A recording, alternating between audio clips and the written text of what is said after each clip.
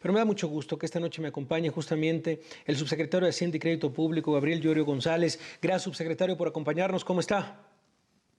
¿Qué tal, Javier? Buenas noches. Muy bien, todo bien, gracias.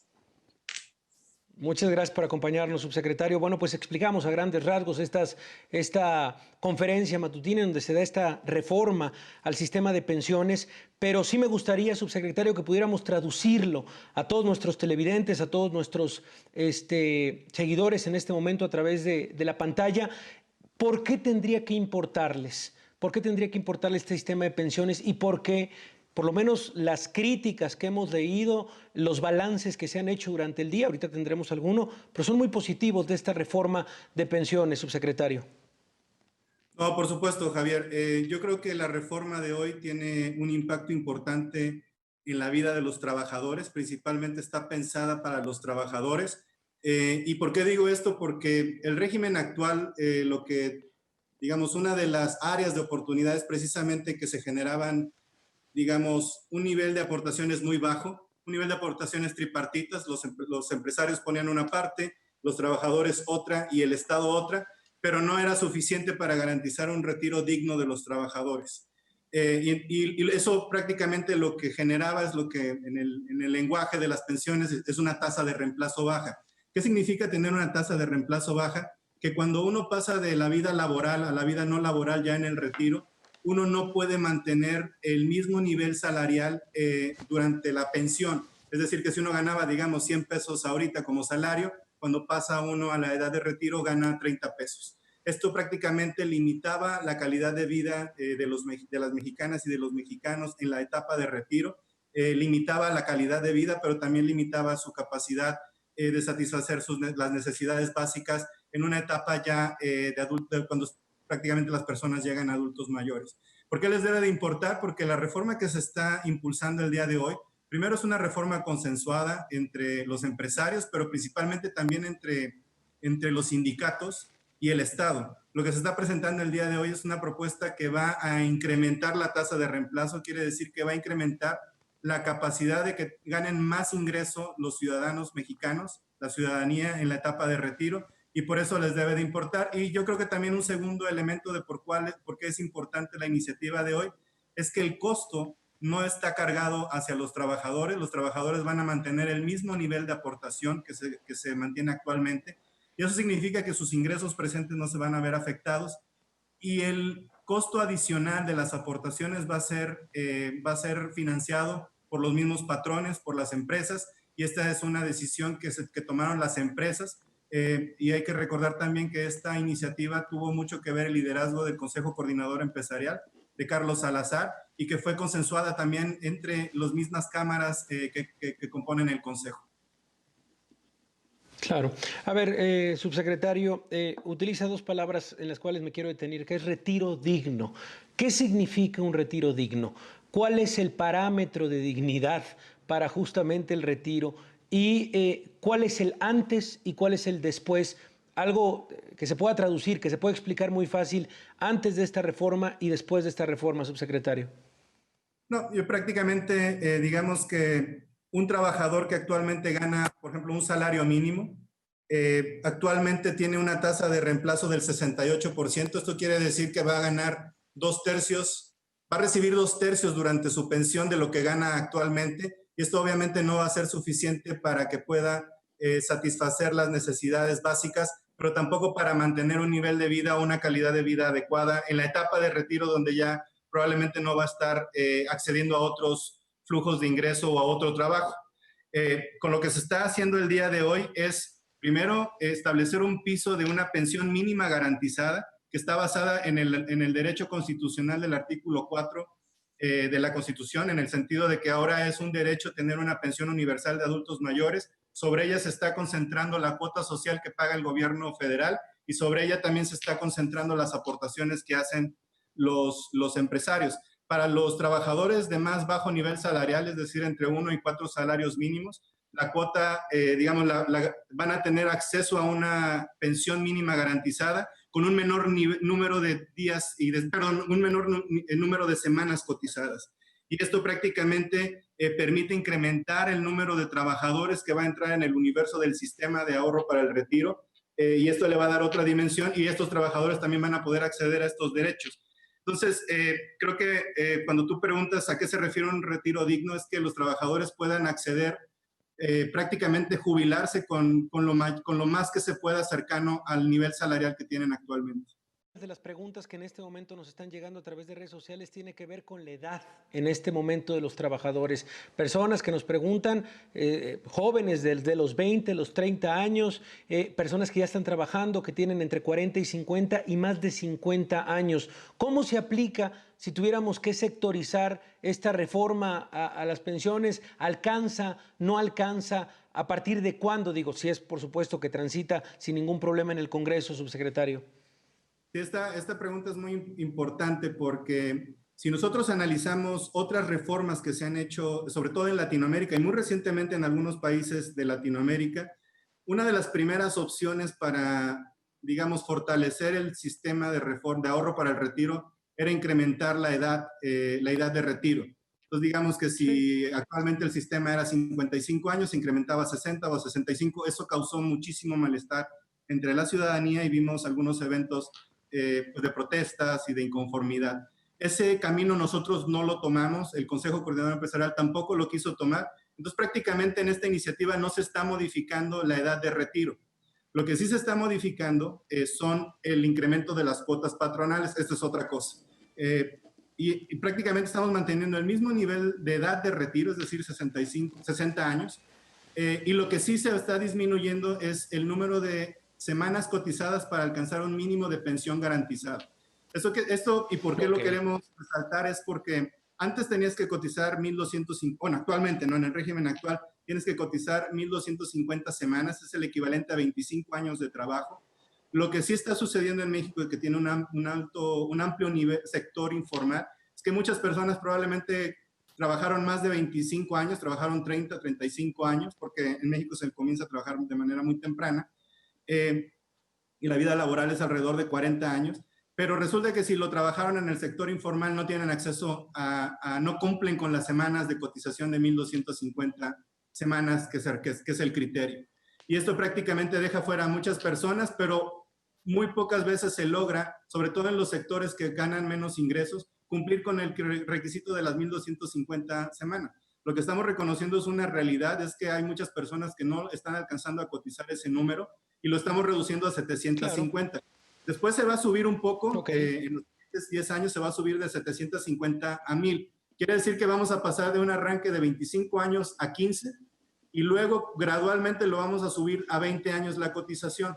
Pero esto lo que va a permitir en los primeros 10 años es captar un mayor número de personas que actualmente no están en el sistema porque parte de su vida laboral la hicieron en el sector informal.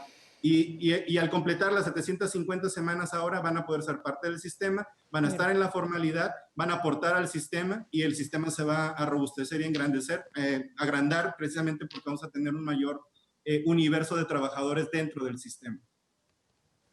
Bueno, interesante por supuesto esto. A ver, lo ha mencionado, la aportación patronal, el lugar que juegan, esta aportación que pasa de 5.15 a 14%.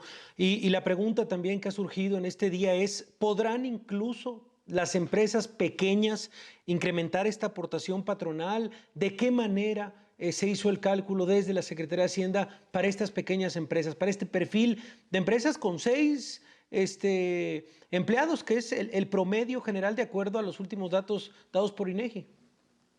No, por supuesto, este punto que tocas es muy importante porque, digamos, la forma en la que se analizó la reforma es utilizando un modelo actuarial. No voy a entrar en los detalles, es muy complejo y complicado explicarlo en tan corto tiempo, pero voy a tratar de ser claro con este tema, ¿no?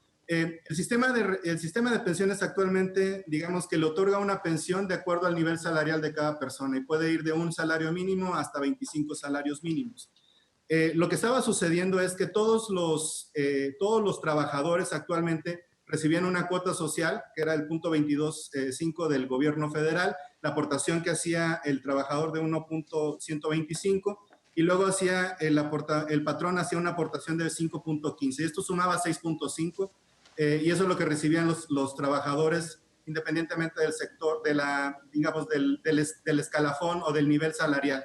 Lo que estamos haciendo ahorita es prácticamente concentrar todos los recursos públicos en los niveles salariales más bajos. Es decir, la aportación del gobierno federal se mantiene en el mismo nivel, va a ser neutral en el impacto a las finanzas públicas, quiere decir que vamos a seguir pagando lo mismo, pero no lo vamos a pagar ahora a los trabajadores que van de un salario mínimo a 15, sino que lo vamos a concentrar en el que va de 1 a 4.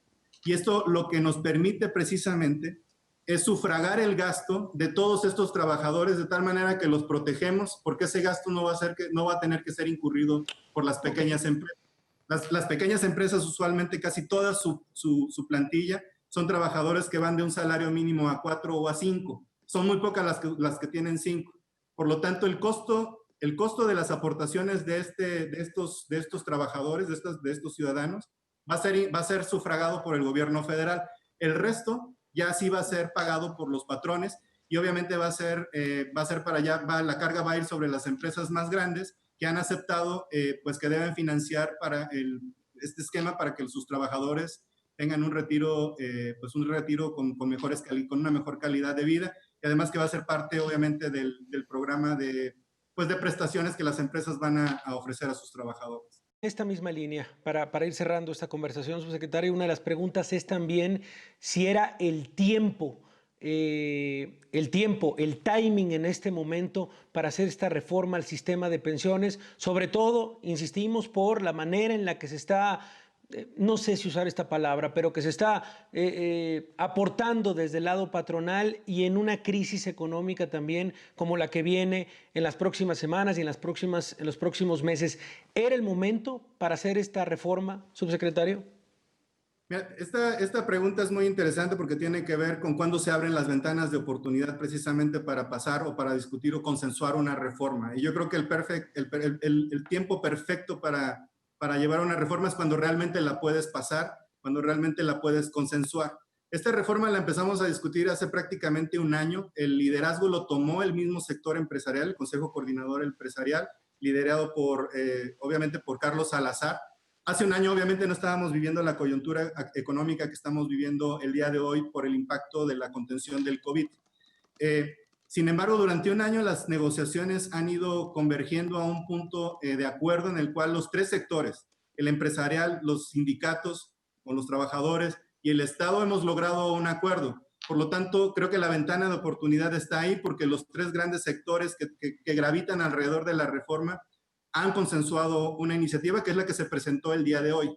Ahora bien, obviamente, y yo creo que en ese sentido va tu pregunta, es ¿la coyuntura lo permite? Pues obviamente en este momento no, y por lo tanto lo que acordamos los tres sectores también es que esta reforma no va a entrar de manera inmediata con los incrementos patronales, pero sí va a reconocer de manera inmediata los derechos a los que van a tener acceso los trabajadores. ¿Qué quiero decir con esto? Es que los trabajadores, por ejemplo, si ya cotizan 750 semanas el siguiente año, ya entran en el sistema y tienen derecho a la pensión mínima garantizada.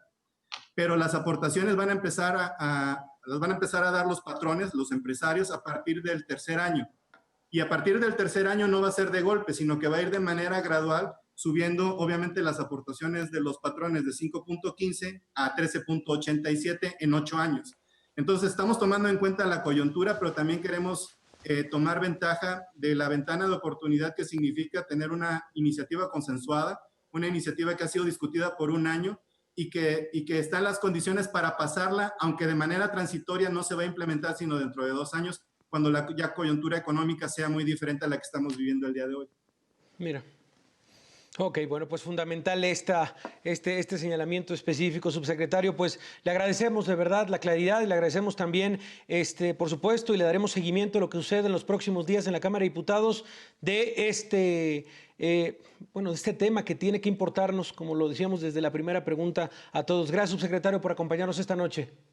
No, al contrario, Javier, y un saludo a todo tu auditorio. Buenas noches. Y me da mucho gusto que esta noche nos acompañen en esta mesa Bernardo González, él es presidente de la Asociación Mexicana de Afores.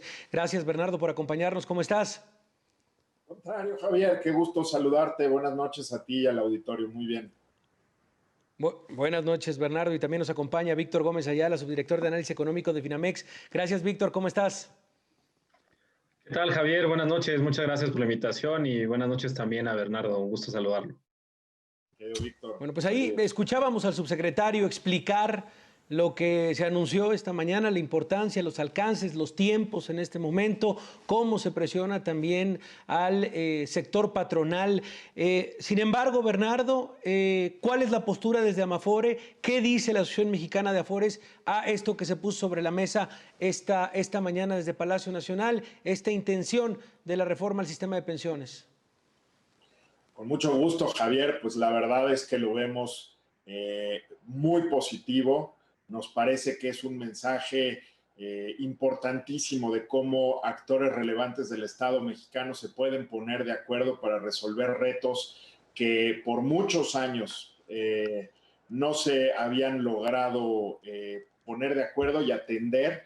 Entonces, sin duda es un gran anuncio. Sabíamos que había retos particulares para generar certidumbre, que siguen existiendo hasta que esto no se apruebe evidentemente en las cámaras, pero es una propuesta con muchísima responsabilidad social por parte del sector empresarial de nuestro país.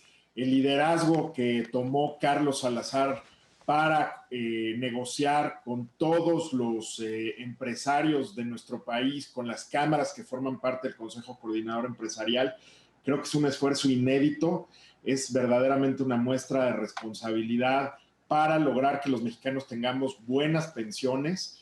Se están mejorando los parámetros, ya platicó el subsecretario Llorio sobre todos los detalles de la reforma, pero creemos que algo que hay que destacar sin duda es ese compromiso que ponen por delante los empresarios, que como él dijo, será gradual. Esto permite hacer un presupuesto en las empresas de cómo se irá incrementando esta contribución y no empezará ahora. Hay un periodo de transición para que entren en vigor el incremento gradual de las contribuciones. Evidentemente en este momento es imposible pedir a las empresas de nuestro país que empiecen a hacer ese esfuerzo. La ventaja sin duda es que quien se empiece a retirar una vez aprobada esa reforma, quien se quiera retirar tenga la edad de jubilación y 750 semanas de cotización, ya podrá tener los beneficios de una mayor pensión mínima garantizada, como se establece en esta reforma, por supuesto, si así considera el Poder Legislativo. Y también vemos muy positivo que se construye sobre algo que ha generado pues elementos muy positivos, externalidades positivas muy claras, Javier. Uno es el tema de los rendimientos, ¿no? Rendimientos de 11% anual que generan las Afores, han generado a lo largo de estos 23 años de sistema, es algo positivo y se logra por tener cuerpos muy profesionales dedicados a invertir los recursos de los trabajadores que han hecho que se dupliquen las contribuciones que se han aportado a lo largo del tiempo. Hoy el sistema administra 4 millones de pesos. La mitad son aportaciones, la otra mitad son rendimientos. El otro tema, Javier, muy relevante, es la propiedad de los recursos. Cuando el gobierno administraba los recursos para las pensiones, se usó en gasto corriente del IMSS, se usó para invertir en cosas que no necesariamente generaban retornos y rendimientos para tener las reservas técnicas para pagar las pensiones. Hoy el dinero está ahí y está siendo supervisado por CONSAR, que se administre bien, y también ha generado disciplina, ha ayudado a generar disciplina fiscal, estabilidad macroeconómica y a desarrollar los mercados financieros. Pero esta reforma, Javier, nosotros la vemos muy positiva porque pone en el centro de todo el esfuerzo al trabajador, garantizar buenas pensiones y que cada vez un número mayor de mexicanos alcancemos una pensión digna. Sí. A ver, Víctor, leía tu análisis a través de redes sociales, un análisis muy interesante sobre los retos justamente que pone esta reforma y que pone también y que analizas poco a poco a nivel micro, al nivel del tema de las Afores. Víctor, ¿qué es lo que subrayarías? ¿Qué es lo que te preocupa y hacia dónde tendríamos que voltear a ver las letras pequeñas de esta reforma? Con mucho gusto, Javier. Yo coincido en primer lugar con lo que comenta Bernardo. Creo que esta reforma atiende uno de los principales retos que tiene el sistema de pensiones mexicano, que tienen que ver con las tasas de reemplazo de las cuales ya hablaba el subsecretario Llorio. A final de cuentas, se trata de saber cuál va a ser el monto de los recursos que recibe un trabajador como parte de su pensión o una trabajadora en relación a su último salario, ¿no? ¿Qué porcentaje de lo último que recibe como salario es lo que finalmente va a recibir como pensión? Y este número pues se incrementa de un nivel relativamente bajo de 30% con las medidas que se esperan implementar a un nivel más cercano al 40%.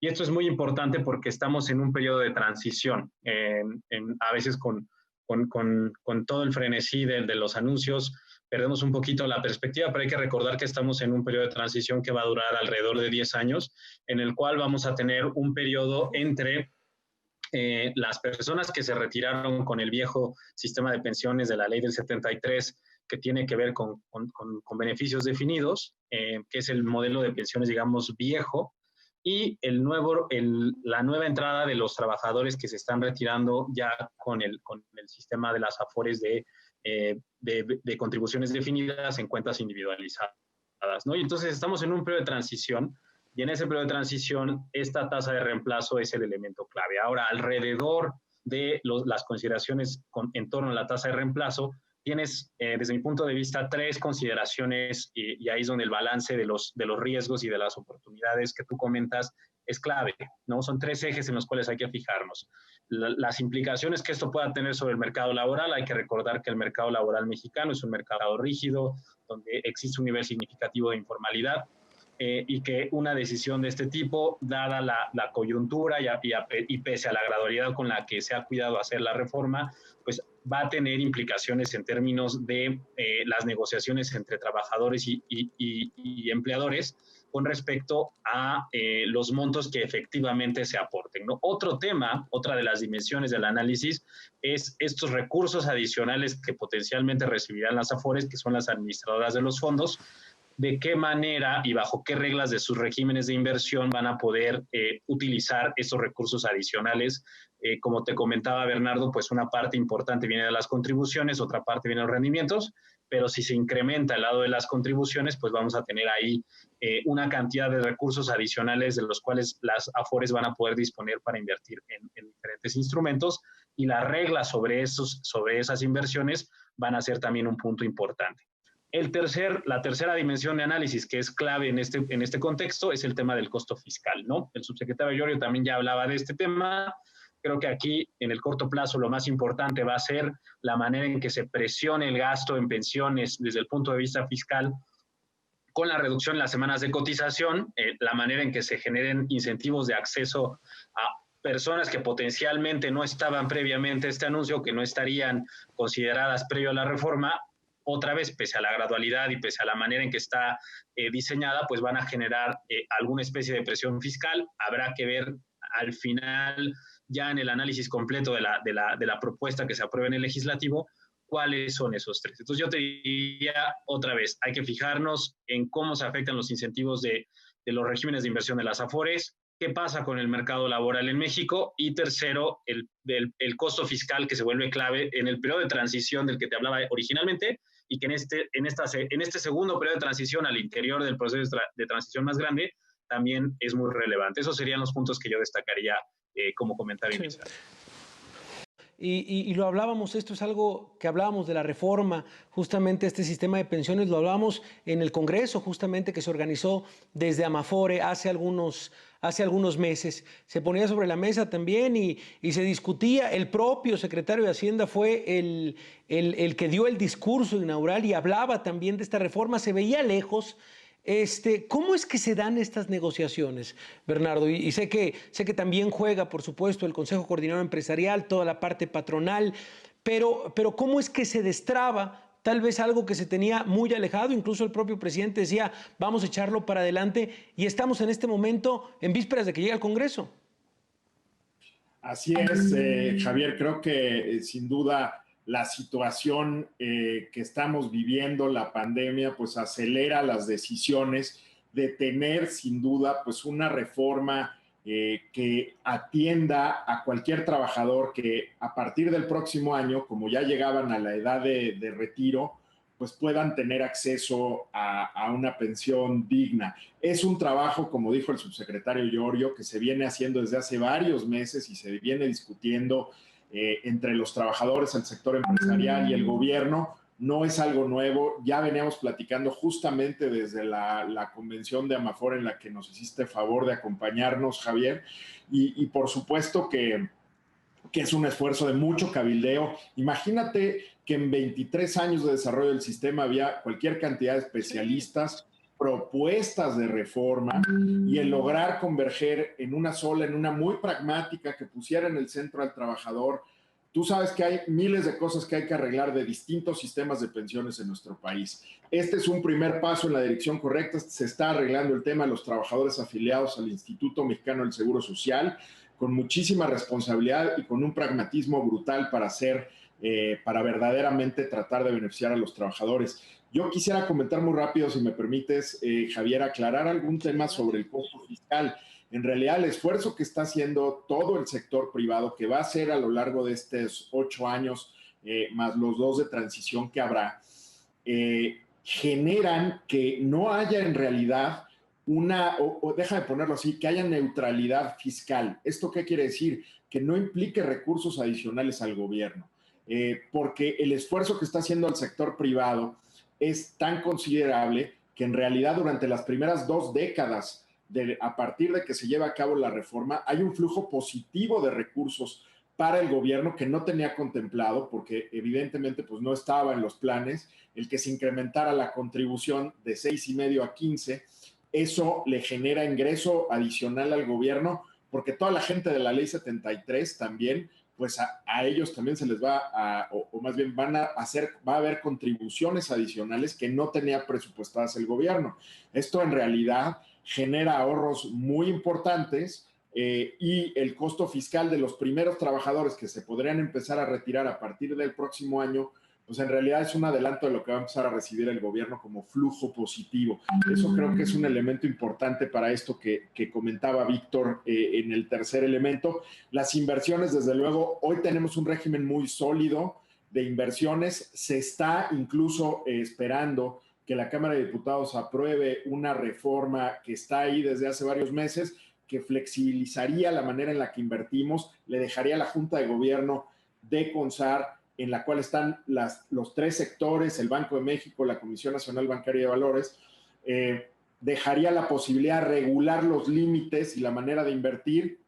Y en tercer lugar, pues sí creo que quienes de estos 3 grupos, el gobierno, los trabajadores y los empresarios, es este último el sector que está mejor preparado para poder administrar y llevar a cabo el incremento de las contribuciones de manera presupuestada y evidentemente eso pues se transfiere a muchos sectores de la economía esos costos, pero mientras se haga gradual, Javier, creo que no hay un impacto ni en términos de política monetaria o de términos de inflación más bien, o de la negociación salarial, que son cosas separadas, ¿no? Creo que es importante, esta reforma de veras tiene muchos costos positivos. Bueno, pues a ver, Víctor, y contigo cerramos. En el balance general, después de esto, de lo que se sabe, por supuesto, de lo que pase todavía en Cámara de Diputados, el balance general que se hace es positivo de esta propuesta, de esta reforma al sistema de pensiones. Víctor, ¿sería ese tu comentario? Sin duda que lo que comenta Bernardo es clave, ¿no? Es un paso en la dirección correcta. Y ahí lo que yo te diría es que tenemos la experiencia reciente como país de un proceso de implementación de reformas de hace algunos años, donde previo a la implementación, el principal reto que teníamos enfrente, la proximidad del reto nos hacía verlo como el más agreste, que en este caso es la aprobación o digamos el consenso que se requiere entre diferentes actores para promover un proceso de reforma.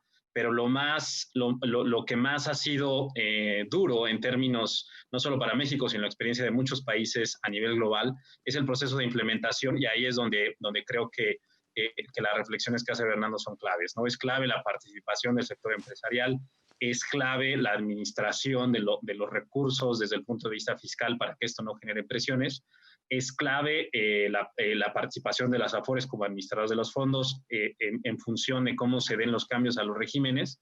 Y todo eso son los pasos que siguen, ¿no? Es difícil hacer un balance en un sentido o en otro, pese a la dirección del inicio, de que el inicio es muy favorable, pues van a ser los siguientes pasos los que determinen si esto se llega a buen puerto. La verdad es que la coordinación y la disposición que muestran los lectores en reconocer el problema nos lleva en la dirección correcta. Creo que además se están desvaneciendo algunos temores que existían, algunos fundados, algunos no, de la manera en que se podía conducir este potencial proceso de reforma, y muchos de ellos se descartaron, ¿no? Entonces creo que esa también es una buena señal, pero el proceso de implementación hacia adelante es el que va a ser clave. Y ahí el efecto secular de la dinámica demográfica, es decir, de la manera en que estamos transitando de estos dos regímenes grandes que está atrás de todo esto y que genera toda digamos, toda la complicación atrás del sistema de pensiones, para mí es el elemento clave sobre el cual, pues, un poco estamos como testigos, ¿no? Ese es el proceso que va a guiar la mayor parte de la dinámica.